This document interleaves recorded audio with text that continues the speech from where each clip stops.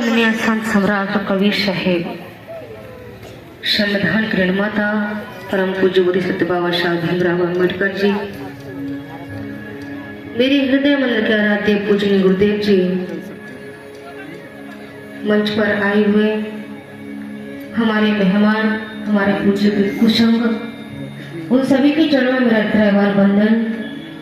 और यहाँ पर उपस्थित हुए सभी संत जन, उन सभी को भी मेरा त्रैवार शाही वंदन। 15 वर्षों से विगत एक कार्यक्रम चल रहा है, लेकिन फर्स्ट टाइम मैंने हमारा जो संघ है, जिनके बगैर हमारा अधूरा है, जैसे कि हमारी महिलाएं बढ़ती चली जा रही हैं, तो कि इस बार फर्स्ट टाइम रैली में इतनी महिलाएं मुझे देखने को मिली।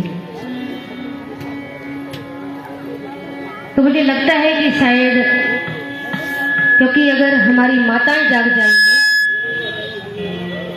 तो घर जागेगा, और घर जागेगा पूरा समाज जागेगा, और समाज जाग जाएगा तो पूरा भारत देश जाग जाएगा। गलत है कि नहीं, कि सही है? सही है ना?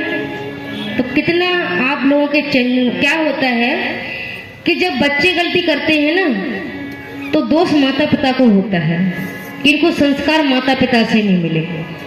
विगत 15 वर्षों से एक कार्यक्रम चल रहा है, और हर पर्चे में नोट डाल दिया जाता है कि कृपया सफेद वस्त्र पहन करके आए। डाला जाता है कि नहीं? अभी पूज्य आर्या जी आप सभी को बोल रहे थे कि भंते जी बहुत मेहनत किए, लेकिन आप लोगों को फिर भी सिखा के नहीं जा पाए, तो दोस्तों पिता को लगा कि नहीं? विगत 15 वर्षों शांति का प्रतीक होता है।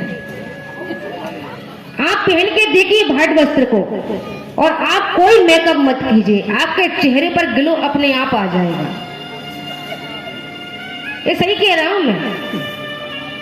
फिर आपको क्रीम पाउडर लगाने की भी आवश्यकता नहीं पड़ेगी, क्योंकि जब भाट कपड़े पहनोगे तो आपका मन भी बार बार आपको देखे कहीं दाग तो नहीं लगा, चित्त आपका एकाग्र रहेगा, कहीं दाग तो नहीं लगा। बचा के बैठूंगी, यहाँ साफ बैठेगा, वहां बैठूंगी, क्योंकि आज मतलब थोड़ा सा गंदगी है तो लोग थोड़ा सा कुछ-कुछा रहे थे, बैठ के जमीन पे नहीं बैठ, तो गद्दे भी मंगवाए, सफेदी भी लगवाई। हमने सोचा लोग सफेद पहन के आए कहीं दाग न लग जाए, इस चक्कर में तो हमने भाट भी पहनी। अरहंत तो हो गया, उसको भी कर्म का भोग भोगना पड़ा, वो तो कर्म से बिल्कुल परे हो गया, लेकिन जो हमने अपनी कोठी में जमा करके रखा है वो भी तो निकाला जाएगा, नहीं तो उसमें कीड़े पड़ जाएंगे। तो हमारा जो जीवन है ये कर्म भूमि है, हम जैसा कर्म करते हैं वो हमको किसी न किसी रूप में भोगना ही पड़ता है। चाहे आप कितना भी कुछ भी कर लें, लेकिन कर्म हमारा पीछा नहीं छोड़ता। इसलिए हमें कर्म से बचना चाहिए।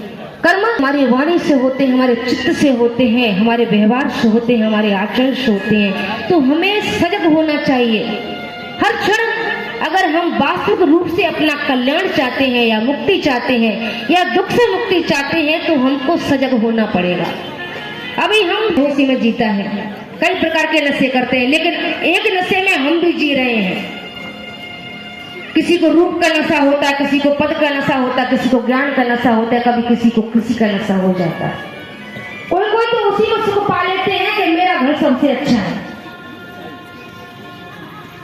मेरे घर में सबसे अच्छी महंगी आइटम है, वो उसी में खुशी पा लेता है।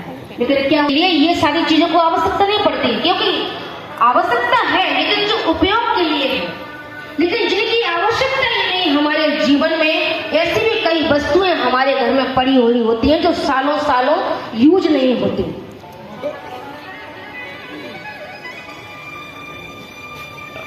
तो हमको ये प्रयास करना चाहिए,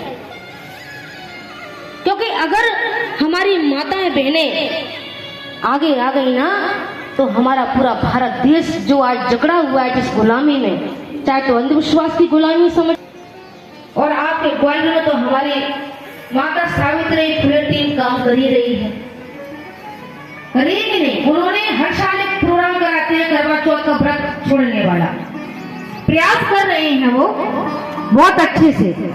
अब ये उनके ऊपर है कि वो यहाँ तोड़ के फिर दूसरी साल फिर रख ले,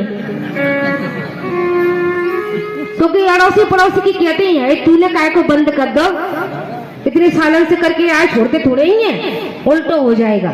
तो ये भय ही तो हमसे सब कुछ कराती है। क्योंकि कल मैंने रैली में भी देखा, वो जो पंचशील का वो था ना कपड़ा देख रहा है, तो हमारा मन हमारी साधना का केंद्र बिंदु है। पहले हमें मन पर काम करना पड़ेगा। अगर मन पर हमने विजय प्राप्त कर ली तो हमें दुनिया में और किसी पर भी विजय प्राप्त करने की आवश्यकता नहीं है। संत कबीर ने भी कह दिया, मन के हारे हार है, मन के जीते जीत। मन से ही तुम हार जाओगे और मन से ही तुम्हारी जीत हो जाएगी। अगर तुम्हारे मन ने मान लिया कि मैं हार गया, तो कोई कितना भी तुमको जगाने का प्रयास कर लो, तुमको कोई जगा नहीं